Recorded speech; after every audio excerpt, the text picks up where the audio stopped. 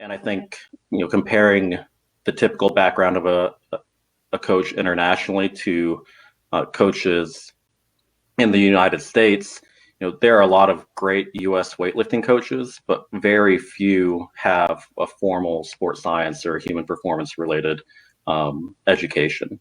And so that was one of the things that really stuck out to me as a young coach, and kind of envisioning what my career could possibly be like.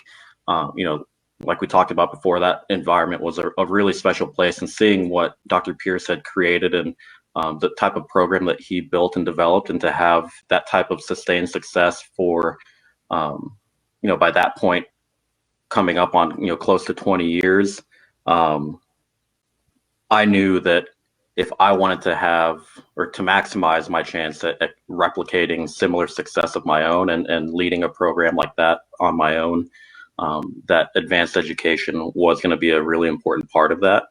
And so one of the things that I think a lot of people don't realize for Dr. Pierce is just like, he is a coach's coach. Like, he is so down to earth and, extremely pragmatic. But I think if you look at, if you were to have like a textbook definition of a coach who applies sports science, he fits that, definition to a T. Like I said, very down to earth and very pragmatic, and, grounded in working with the athletes day in and day out, but then using that scientific knowledge, that research, and the highest quality information that you have available to you to make those training decisions, and to drive those programming decisions to generate that long-term success. And so for me, that was a big reason why I chose to go to ETSU to continue my training and to get my PhD. Little fun fact, Dr. Pierce was Dr. Stone's first PhD student, and he wasn't the first to graduate under Dr. Stone, but he was the first to start under Dr. Stone. So it's kind of cool to, connect that family tree a little bit, and be a part of that lineage under Dr. Stone. And then, for the 3 years that I was at ETSU, I don't know how I convinced him to do it, but he let me share his office with him. I had a little desk in the corner of his office, and, just the amount of, knowledge and insight that I was able to gain from him, the stories that, I was able to hear from him for those 3 years. That was a really special time, learning everything from, the history of weightlifting to, some of the different developments within the field of sports science research, and, some of the different studies that were conducted earlier on, in the 70s, and even before that, and how some of those ideas, especially related to things like periodization, and then different things to how weightlifting programming is typically conducted today in the United States, how some of that has evolved over the years. Really eye-opening experience, and I definitely miss being tucked into that corner on the computer, with my ear perked up, waiting for that next nugget of information. And so when you got to ETSU, did you have a good idea of what you wanted to research? I'm thinking about the years you mentioned. You would have finished your master's at LSUS and then had a little time in between where you were probably teaching some classes and then involved with the weightlifting program. So was that what your project ended up being? Was that kind of how you envisioned it, or what you were picturing doing? Did you know you wanted to do something related to weightlifting? I didn't really have any preset ideas coming into the PhD as far as what my dissertation would be. I think it kind of grew as a natural extension of my master's thesis that I did back in 2012. So my master's thesis, this was at a point where, smartphones and tablets were really starting to, flood the market, and, more of them having pretty decent cameras built into them. So you're seeing a growing interest, and, people more interested in filming their lifts and reviewing them, after a lift or after a session. And so I think, looking at the classic weightlifting research, video analysis has been so valuable in a lot of the insights that we've learned from, those studies back in the 70s, even going back to the 60s and, through the 80s. And so I think things matched up when I was doing my thesis to try to explore that space a little bit more, with the advances in technology that we're having with these, smartphones and things like that. There was a relatively new software that came out at the time called Canovia, which continues to be a free and open source video analysis platform. And there's another software called Dartfish, which has been used quite frequently by coaches to conduct video analysis of weightlifting. But one of the drawbacks is you do have to pay for Dartfish, and sometimes that price tag can be too expensive for some people. And so for me, recognizing this need and this interest of, having a way to do video analysis on weightlifting, I wanted to see if Canovia was, a potentially useful tool for coaches. And if it was, then, you basically knock down the barrier to entry from a cost standpoint for coaches to be able to implement video analysis. And so we found that Canovia did produce almost identical or very similar values to Dartfish, and so I think we were able to demonstrate the potential use of Canovia or software similar to that for coaches to conduct video analysis. So fast forward to 2016, trying to brainstorm dissertation ideas and being involved with coaching the weightlifting team, and by this point, video analysis, every lifter has their phone out, recording every set. So, there's definitely interest from, video analysis standpoint with that. And, there's more and more apps and software coming out and mobile apps and things like that. So I think the interest that had only grown since 2012 when I finished my thesis for, video analysis, whether it was on the phone or on the computer or anything like that. So I knew that we had an archive of footage from the 2015 World Championships that were hosted in Houston just the year before arriving at ETSU. I know that you and Mark South, the lab manager at ETSU, went down there to collect all that footage. And I knew that the U.S. was set to host the Pan Am Championships the next year in 2017. And so, looking ahead to that, the 2017 Pan Ams, we saw the opportunity to collect, another opportunity to collect a large amount of competition footage from an international competition. And so I think using those two competitions and recording the competition lifts at both of them gave us a really big data set to potentially look at the technique of top international weightlifters in modern times. And a lot of the weightlifting literature that we do have, some of the larger studies, they go back to competitions from the 70s and the 80s. There's not really been extensive or comprehensive analysis of more recent international competitions. There was a study by Leslie Musser looking at women at the 2009 Pan Am Championships. There are a couple of Turkish researchers that published some data from the 2010 World Championships. But outside of that, Dr. Stone and a few others looked at some data from the Nikasi Championships in '96, and then Hiskia published his data from the '93-'94 European and World Championships. He published that in '97. So aside from those few studies over the last, 20 plus years, there haven't really been, an extensive analysis of the performances of top international weightlifters in competition. And so I think, one, that, the opportunity to continue to explore the space of, all right, is video analysis useful for coaches? And if so, what might be, useful methods for them to employ? And then two, allowing us to extend our understanding and knowledge of what weightlifting technique is today. Is it the same as it was back then, or has it changed? And if so, how? So that was kind of the impetus for the dissertation project. So hat tip to you and Mark South for doing the data collection at Worlds. I did it at Pan Am's, and it was a lot of long, grueling days sitting there behind the camera, press and record, but it definitely was worth it. I'm thinking I've never asked you this. Were you filming by yourself when you were at Pan Am's?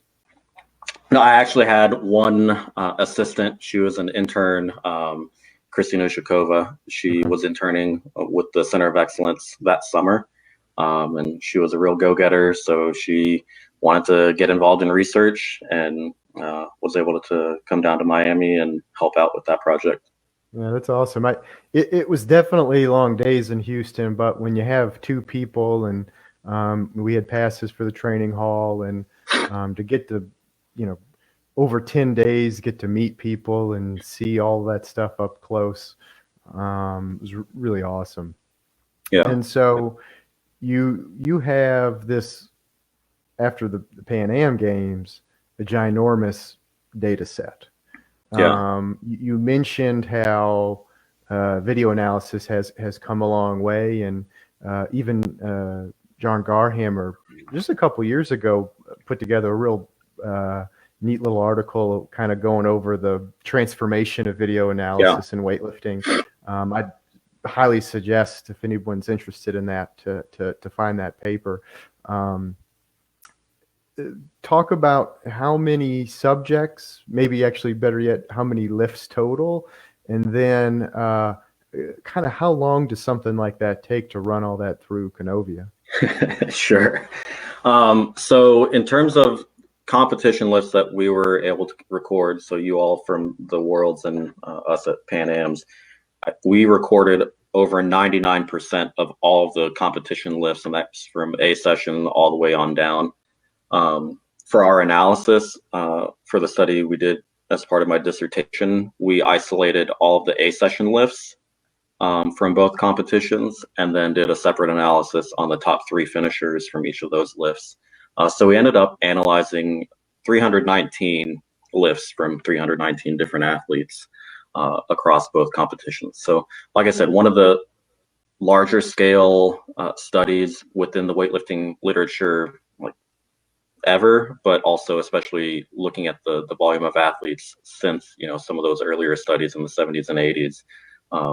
So really, I think unique in that sense. And then in terms of the time, so I think there are two major objectives that we really kept in mind with the dissertation project. And the first one, first and foremost, like I said, extending from my master's thesis, we wanted to demonstrate an inexpensive bit of video analysis that coaches could implement on a daily basis if they wanted to. And then the second one, identify if technique had changed since those are from research Common and Gar and Oka, Hiskia and all those researchers.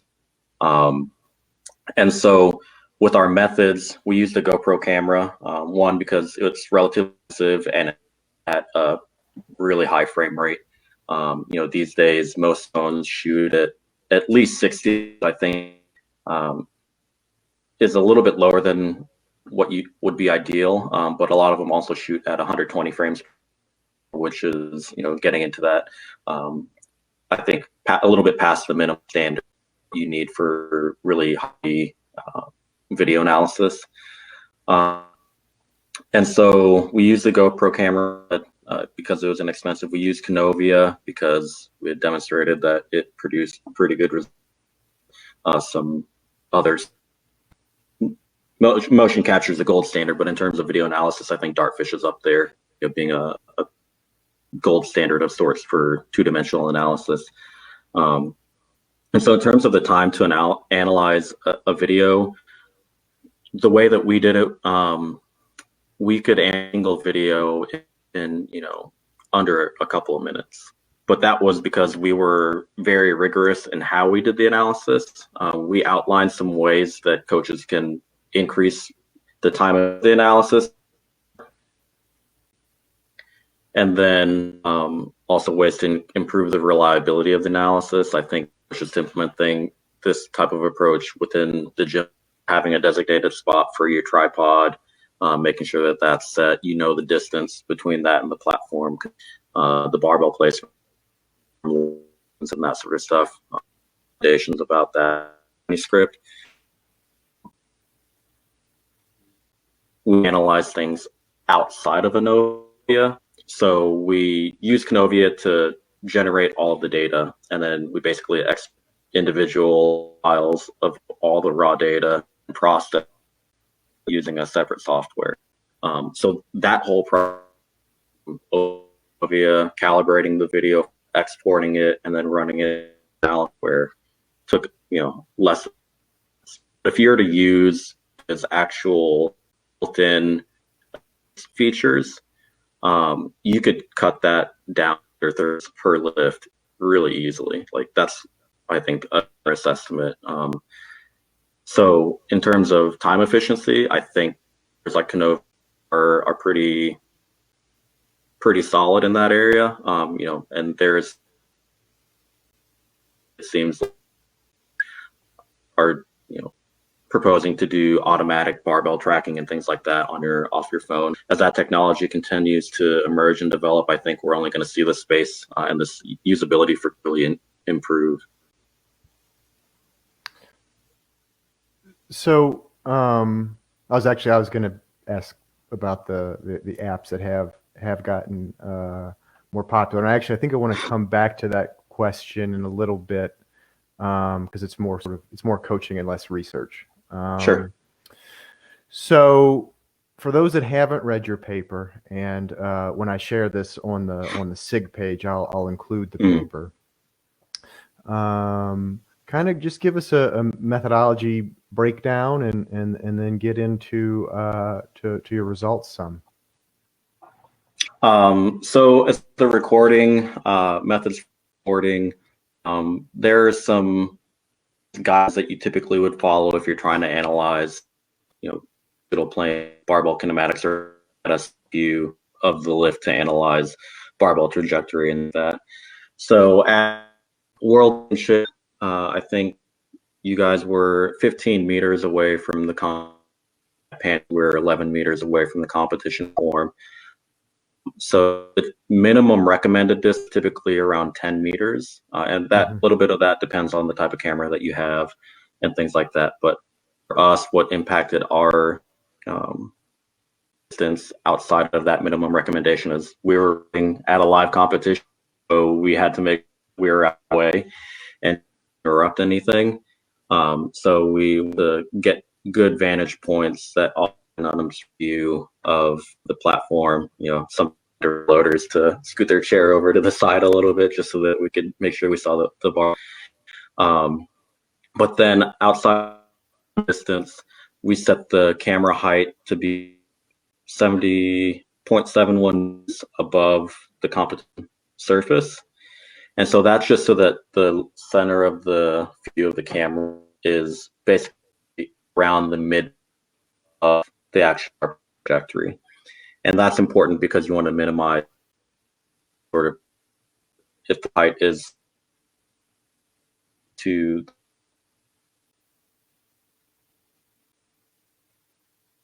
in the middle there allows you to minimize the distortion. We filmed the lifts at 140 frames per second, which is probably overkill, but we had the capability to do it, so we did. Excuse me. And then outside of that, we just hit record for all lifts. And I think the biggest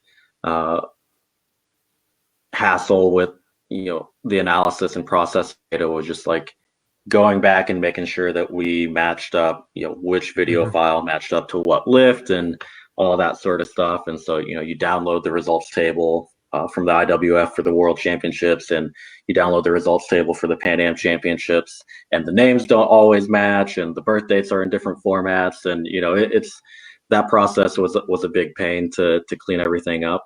But then outside of that, like I said, we took the raw data from Canovia and analyzed it using a program in LabVIEW, and that program was written by Dr. Mizuguchi at ETSU. He really helped to automate that process. And so one other thing, kind of extending that time efficiency, a lot more people are getting better at things like coding with R and Python. And so if you have those skills, you can really automate that process of, video analysis by just basically writing your script and making things run in the background. So if that's a skill you do have or that you're developing, that could definitely be very useful for this type of approach. Um, so those were the basic methods. Like I said, I think coaches need to keep in mind that minimum distance standard, the camera height relative to the barbell trajectory, and like I said, somewhere around 0.71 meters above the platform is probably a good place to start. That's a common setting seen in the literature, and then just you don't have to use a GoPro. Like I said, a lot of smartphones these days have high quality cameras that shoot at a high enough frame rate to be sufficient. So just mark off and tape, or with a marker or something on the floor to let you know where your tripod is supposed to go, and then you should be good to go. So in terms of the results, I think one thing that was pretty clear from our results, and kind of combining it with some of those later studies in the 90s and some of the earlier studies in the 2000s compared to the earlier research by like Garhammer and Bauman in the 70s and 80s, is it looks pretty clear that there is a difference in technique with those lifters now than we saw back then, and that's largely in the way of analyzing barbell trajectory. If you go back to Vorobyev's classic type 1, 2, and 3 trajectories, back in the 70s and 80s, lifters almost exclusively exhibited the type 1 or type 2 trajectory. You very rarely saw the type 3 trajectory. And so one of the interesting things that we saw was just how many lifters, I think somewhere close to half or more, depending on the weight class, of the lifters in our study exhibited the type 3 trajectory. And then also looking at how many medalists or top 3 finishers in our study exhibited the type 3 trajectory, which I don't think anybody would argue that the type 3 trajectory, so that's where the bar goes out off the floor and then comes back toward the lifter. I was going to say, could you just quickly mention the what those different trajectories are? Yeah. So it's a little bit hard to visualize, but bear with me. And if you look at the paper, there's a good figure in there. But so the type 1 trajectory, the first movement of the bar off the floor is toward lifter. So throughout the first pull, the bar is moving toward the lifter. And then during the second pull, the bar moves away from the lifter and it crosses the vertical reference line, which basically the vertical reference line, if you draw a vertical line in the middle of the barbell at the very start of the lift, that's the vertical reference line. And so during the second pull, when the bar is moving away from the lifter, the barbell crosses the vertical reference line. And as it comes over to the turnover and the catch, it hooks back toward the lifter. And sometimes it crosses the vertical reference line a second time. Sometimes it doesn't with the type 1. But the important thing is it moves back toward the lifter during the whole time during the first pull, and it crosses the vertical reference line during the second pull. And then the type 2 trajectory, the barbell moves like the type 1, where it moves back toward the lifter the whole time during the first pull, and it still kicks out during the second pull and hooks back, but it never goes in front of that vertical reference line. And then so the type 3 trajectory is where instead of moving toward the lifter off the floor, the barbell moves away from the lifter off the floor. And so then they have to bring it back toward them and then go through that whole transition, and the bar kicks out during the second pull, just like with the other two. But the biggest difference, again, is that with the type 3 trajectory, the bar kicks out away from the lifter. So essentially, their center of mass, their whole momentum is all moving forward off the floor, which can be problematic in a lot of cases. So with that background, like I was saying, I don't think any coach would tell you or argue that the type 3 trajectory is beneficial. I think everyone would agree that it's probably the worst of the 3 trajectory types. So it was interesting to see how many of the top 3 finishers actually exhibited the type 3 trajectory. And especially when you consider the performances at those meets and, within the modern era, lifters are lifting as much, if not more, than lifters way back when.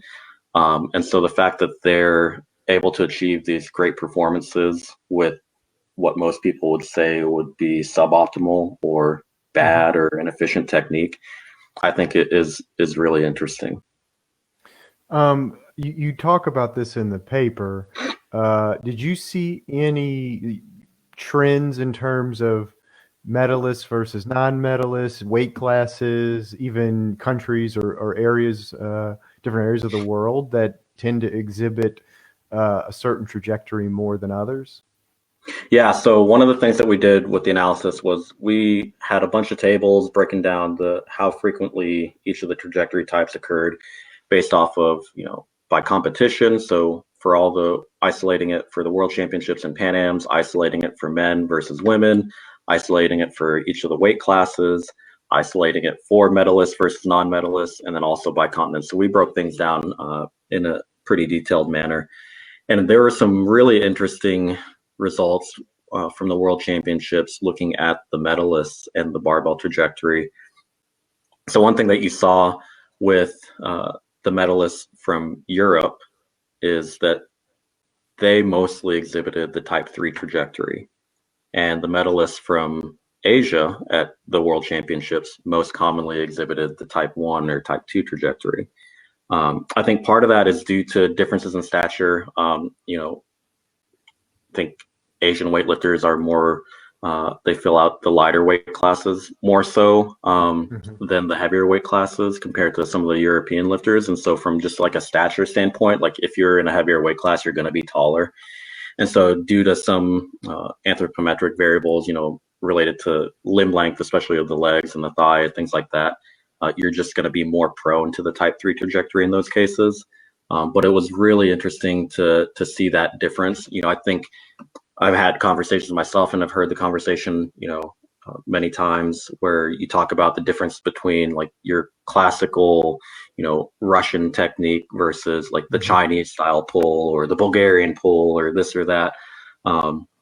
And so it was neat to kind of see some actual data, I guess at least hinting towards some of those differences, whether those are differences that arise out of, coaching philosophy or teaching methods or just, what they choose to emphasize related to technique or even, how they choose to train their athletes. I think, that was pretty neat to see. And there are a lot of, we could go way into the weeds with a lot of the differences there. But, there's also, I think, there were differences between the medalists versus the non-medalists. And, a lot of the numbers escape my head right now, but I encourage readers to go back and look at some of those differences because, one of the things that I think is clear from at least the lifts that we analyzed in our study, in addition to barbell trajectory, we looked at a number of different kinematic variables. So things related to, horizontal displacement at various portions of the lift, things related to vertical displacement of the barbell throughout the lift, peak velocity and all that sort of stuff. A lot of these variables have been explored previously in the literature as ways to, quantify various aspects of technique or, as potentially useful components to evaluate whether a technique is effective or not. And one of the things that we found was you had people that, were medalists or lifting a lot of weight using a variety of techniques. So there's like no cookie cutter technique that you need to exhibit if you want to be a world champion weightlifter, right? I think that was one of the big takeaways from our study is these people are achieving these results using a lot of different technique profiles. And so from a coaching standpoint, I think it's important to like not misinterpret that finding to say that, oh, well, technique doesn't matter. I think there are some very basics of weightlifting technique that you can apply across the board, things like making sure that you hit good positions, especially off the floor, at the knee and at the power position, keeping the bar close, making sure you execute an effective transition phase or double knee bend. I think those are like fundamental absolutes. And then depending on the athlete that you're working with and whether it's due to, their limb length ratios or whatever the case may be, or their relative strengths or injury history and things like that, you may have to make, certain accommodations when you're coaching them or, evaluating whether they have quote unquote good technique or not.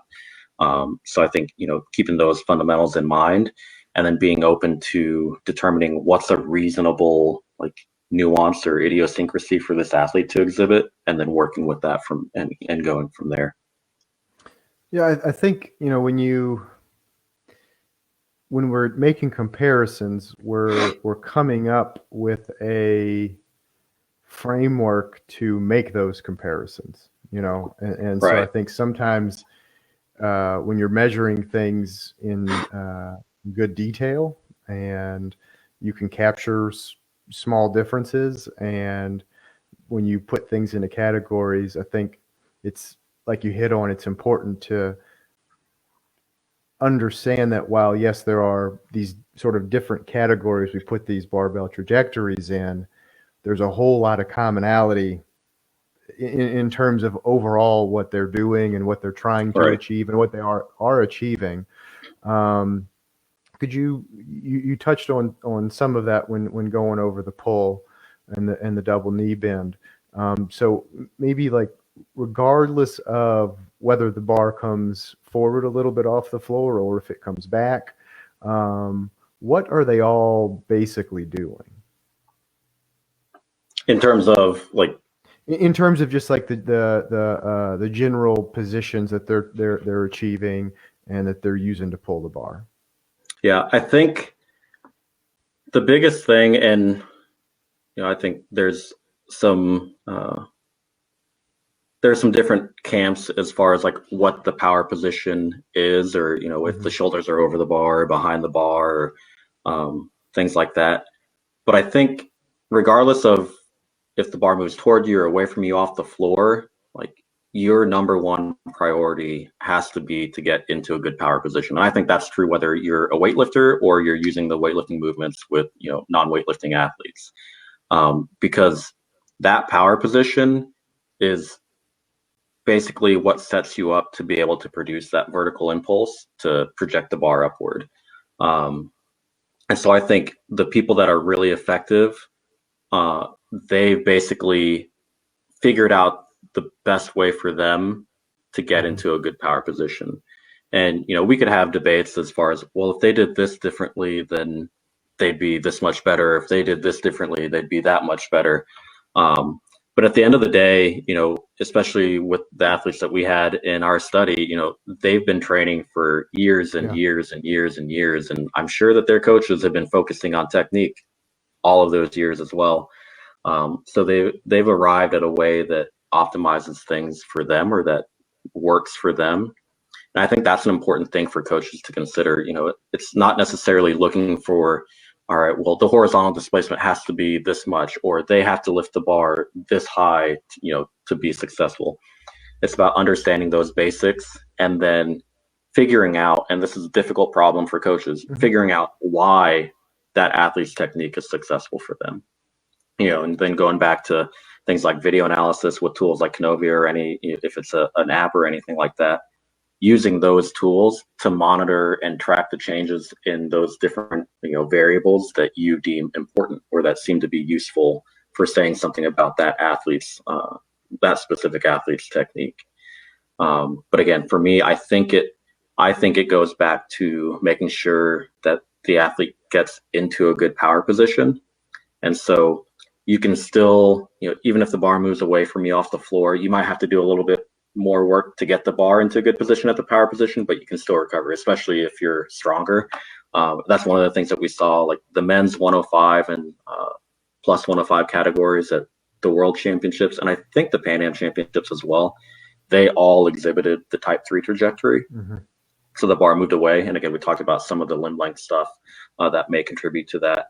But I think for me, what's interesting is they lifted the heaviest loads out of all of the lifters, out of all the other groups in the study, and compared to previous competitions, lifted just as heavy, if not heavier, weights than other lifters in different competitions. And so the fact that they're able to still lift those weights while exhibiting the type 3 trajectory, I think speaks to just how strong they are. Yeah. And, you know, there's a lot of, conversations about, well, how strong is strong enough? Well, I think to some degree you need to look at strength as a way to overcome technical deficiencies in some cases. You just may have a rep where something goes weird off the floor and it moves away, and it typically doesn't move away. Well, if you're stronger than another athlete, you may be able to correct for that and adjust to that kind of deviation during the lift. And I think that holds not just for the bar moving out off the floor, but for getting out of position at any point during the lift, right? If you have the strength to control the bar or to get your body back in position after it's gone out of position, you're more likely to be successful. So I think that kind of highlights the importance of strength a little bit in some ways as well. So yeah. Yeah, I remember when I first saw the data, I was really surprised how many exhibited the type 3. Mm-hmm. And then I thought,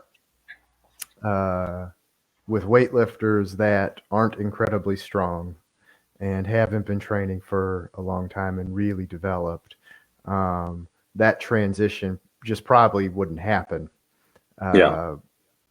if they're doing that right off of the floor. Switching gears just a little bit, but still thinking about video.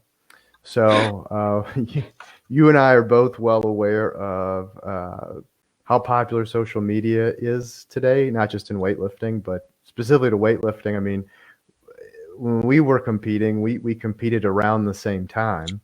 I mean, there was no Instagram, you know. It didn't cross my mind to video lifts at meets, much less, lifters videoing stuff all the time in training. And I know when we kind of talked to prep for this, we joked that, now at a meet, it's you have the lifter, the coach, and then you have the videographer, the camera crew. Yeah. Yeah.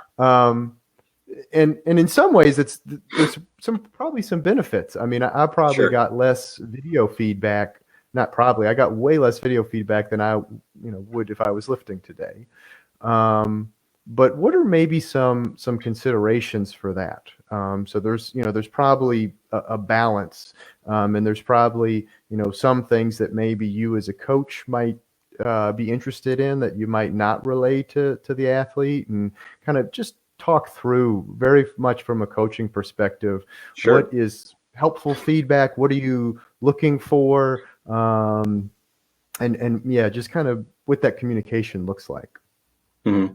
So for me, I think I tend to try to keep like a bigger picture view in mind of if I'm working with an athlete and identify something in their technique that we want to fix. I analyze things from a very qualitative standpoint.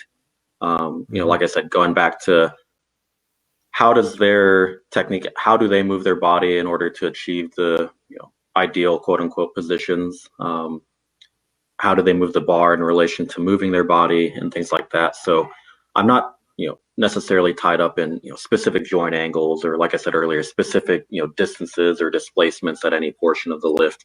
I think it's very important, as a coach, as a weightlifting coach, especially, to really hone in and develop that qualitative eye and being able to evaluate the pattern of movement.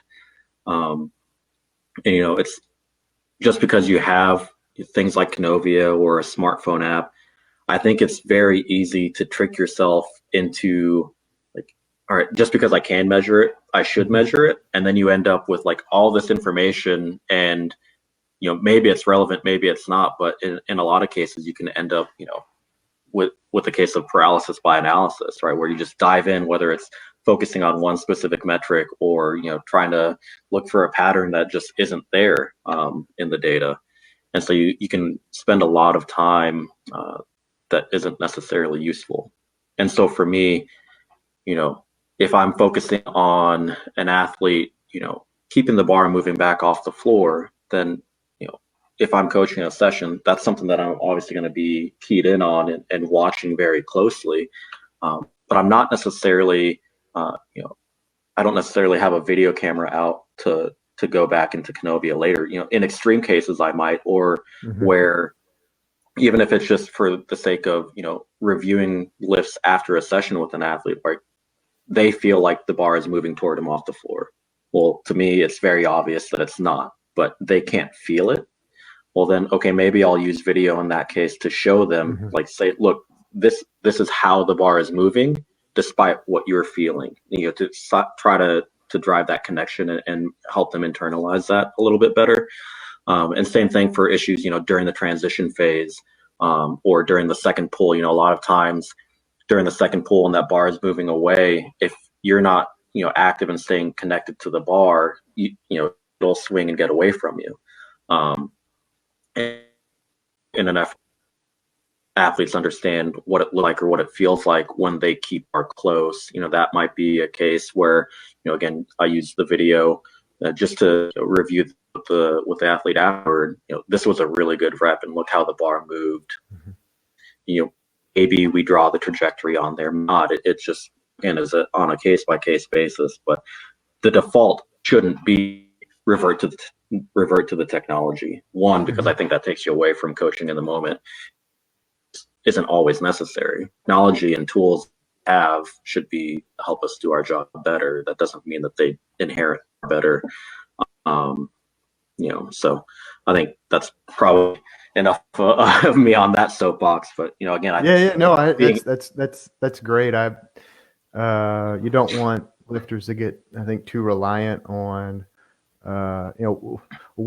sometimes I think they're so frequently videoing that they might start to not even, they might focus on other things other than the technique and kind of being introspective.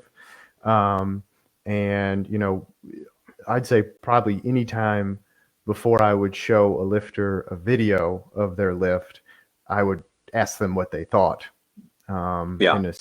And I think that's you gave that one example off of the floor. Yeah, and especially for lifters, those individuals are more prone to too much in terms of like recording videos and lift. With them especially, they're to figure out how to what their technique is. So they're going to have more variability rep than someone who a lot more time under the bar.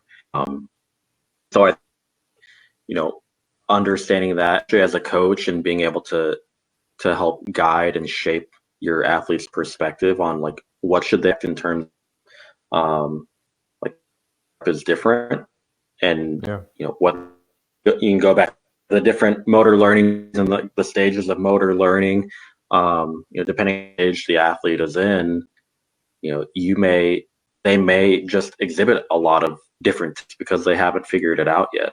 And so for those types of athletes, I think video can be very problematic, because they're like wondering, why are all these lifts different? Well, they're different because beginner.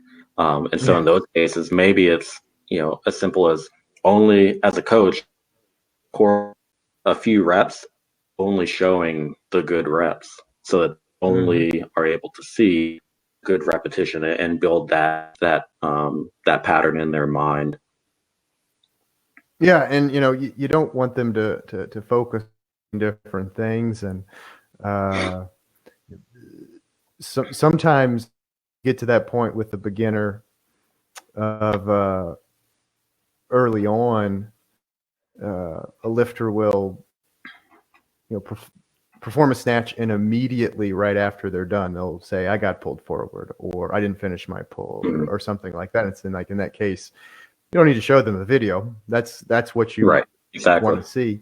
And then something else that just jumped in my head was in terms of giving them feedback. When Kyle, I think we did the same level 2.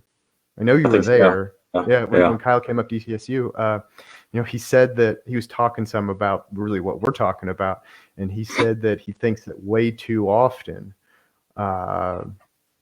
coaches, when they're trying to develop a beginner, they're only telling them the things that they're doing wrong. And he said, sometimes you need to just tell them the things that they're doing right and reinforce those things. Because if you just ignore the things that they're doing right, they might unlearn those, and generally get frustrated. Well, I think it's just like anything else in life. You always hear, positive reinforcement is, typically more effective. And I think too, from just weightlifting is such a mental sport as it is. You train for however many months or years or whatever, you only get 6 platform, each lift. Like, it all boils down to how you do at those.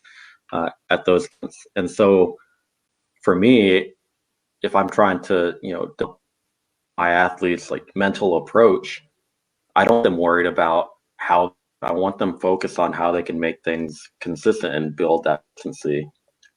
You know, videoing every single lift, and they're able to see how different each lift is. Then they start to panic, thinking, "Oh, well, what's wrong with me?" And so again, I think using those, whether it's the feedback you provide, like you said, on those that they did right, or whether it's using tools, like video analysis, or using those tools to highlight what the athlete does right, to highlight that success and to focus the athlete's mentality on, I guess, that more positive aspect of their performance. Obviously, you want them to learn how to deal with it and be able to recognize things that didn't go as planned. But I think overall, the overall approach has to be on, that consistency and things that they are successful at within the lifts, to hone things. Thinking about long-term development, when you got to LSUS, how old was Kendrick, and where was he at in his career? I got to LSUS in 2009. I think he's a year younger than me. So how old it was? Was that I was before like 24. Beijing? It was just after Beijing. So he was 23 or 24 at the time when I got there. But he was just getting back into training after the Beijing Olympics, and starting, the preparation for the 2012 quad, and eventually again for the 2016 quad. So I was there for all of that from 2009 to 2016, and got to see his, training and development for the 2012 and 2016 Olympics, which was, that was pretty cool. So by then, I mean, he was already an Olympian, but being around him for that long and getting to be around Kyle, and I'm sure you heard a lot about his development, and Kyle is very willing to share, kind of some of that journey, whether it be at presentations, one-on-one conversations. What are some of the things Kyle would have done, not just with Kendrick, I mean, with anyone that he's going to develop from a really young age? I think Kendrick started when he was 13 or 14, around there. I think like 11 or 12. That young. Okay. Yeah. Okay. Just kind of, we're thinking about how we're talking about development and technique. You say you get a weightlifter, they're young, they're in that very developmental stage.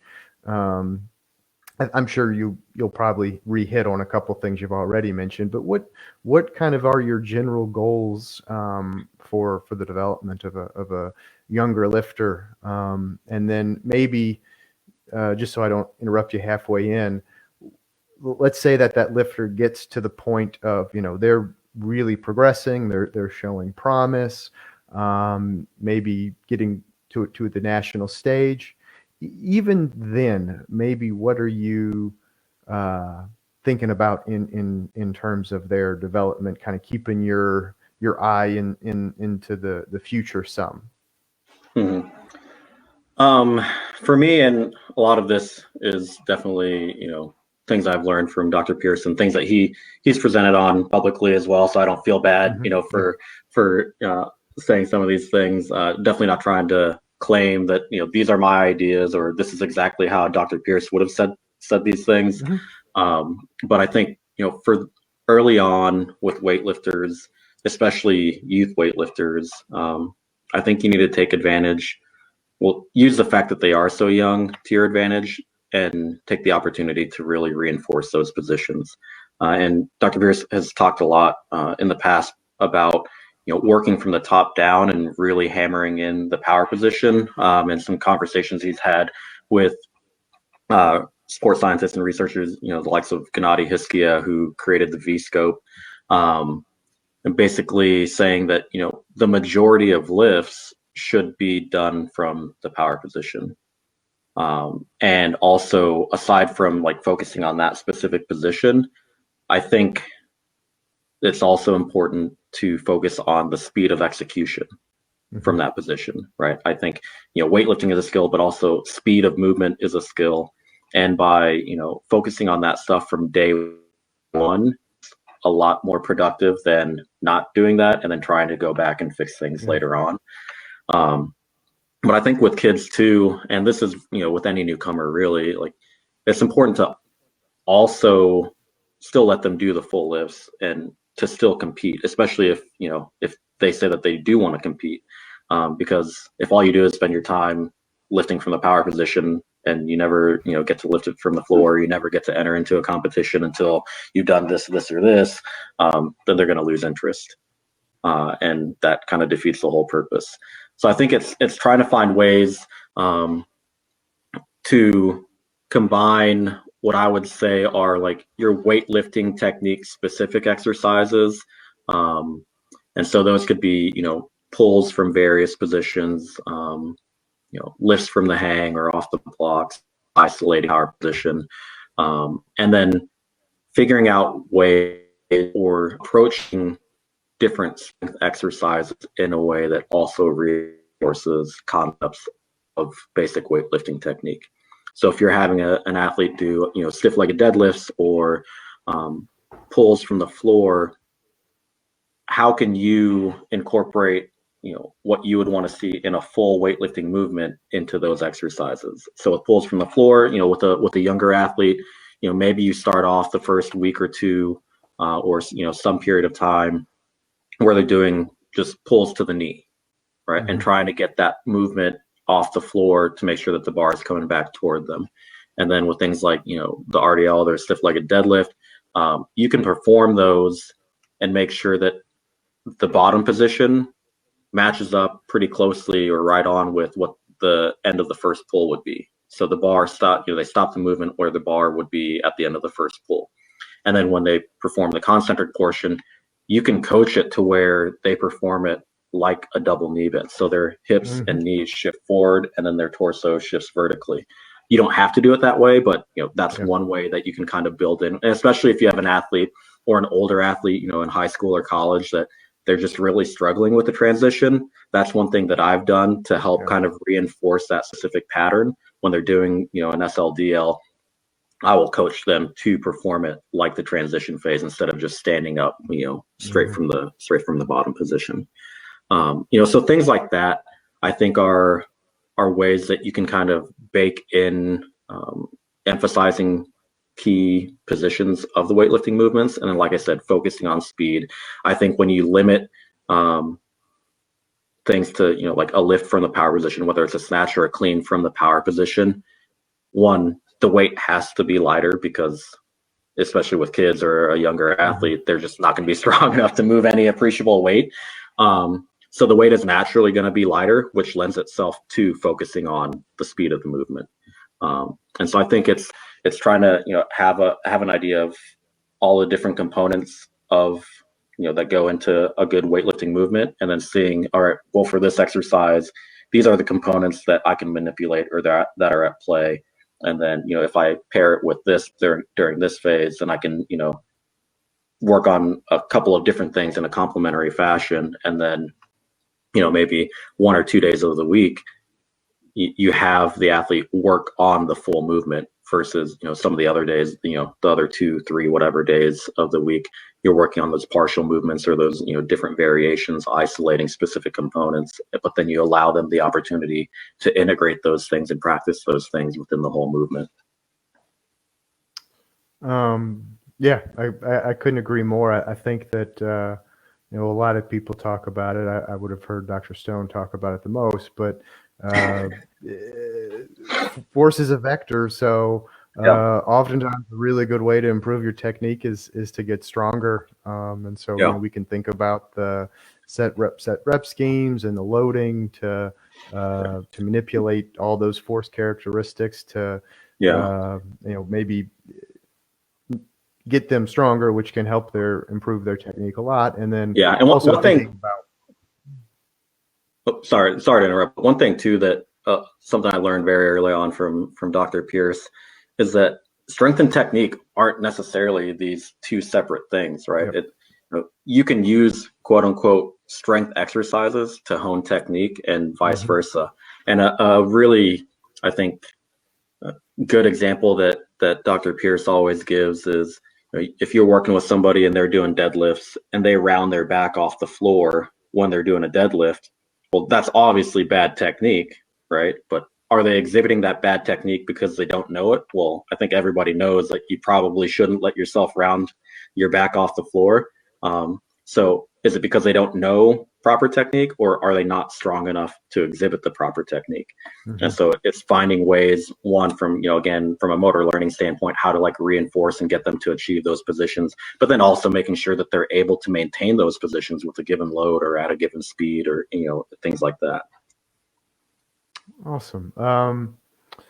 Shifting, just well, a lot actually. This weightlifting discussion, I enjoyed it too much, so I let it go a little bit longer than I had planned. That's all right. Maybe, and I'd sent you a couple questions, with your current situation with the Giants. Mhm. Instead of going through all of those, maybe you could Yeah. just kind of summarize what you're doing now. It might surprise some people that with the weightlifting background, but it's Mhm. probably more the sports science background Right. really that led to your current situation. So, Mhm. yeah, what are you doing for the Giants, and Yeah. what are you working on?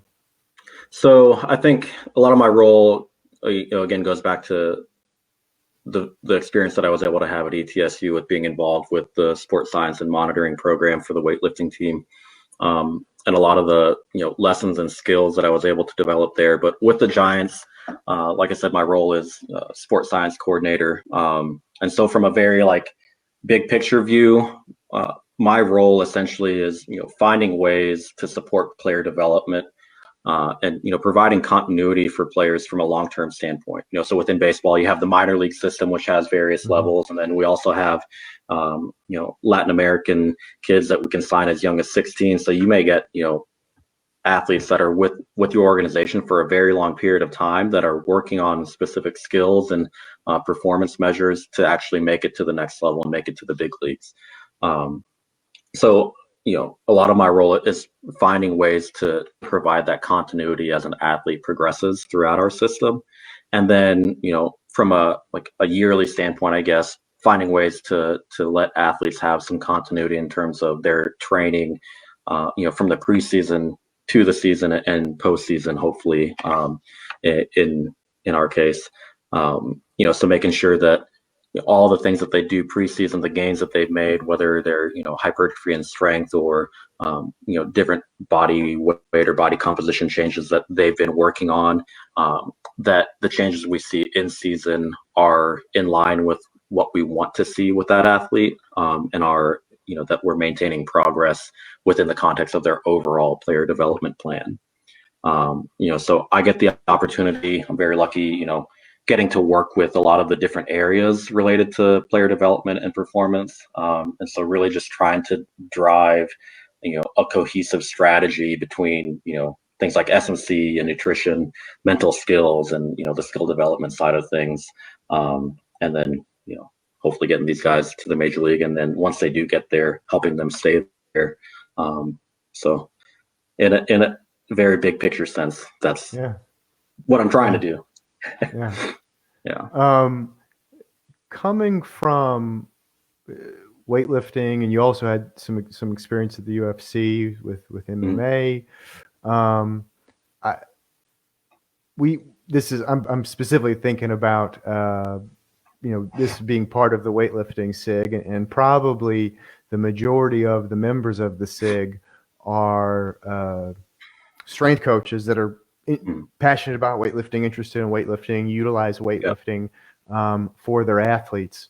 Um, I don't think anybody would try to argue that weightlifting isn't valuable for weightlifters, but each of those two sports, MMA and baseball, have their own challenges, and Sure. the development situation is quite a bit different. How might you integrate those movements, if you were to do that, into that sport? And maybe what are just some kind of a couple considerations you might think through anytime you would be working with an athlete of those sports? Sure. I think something you said not too long ago, with force being a vector, that's huge and super important.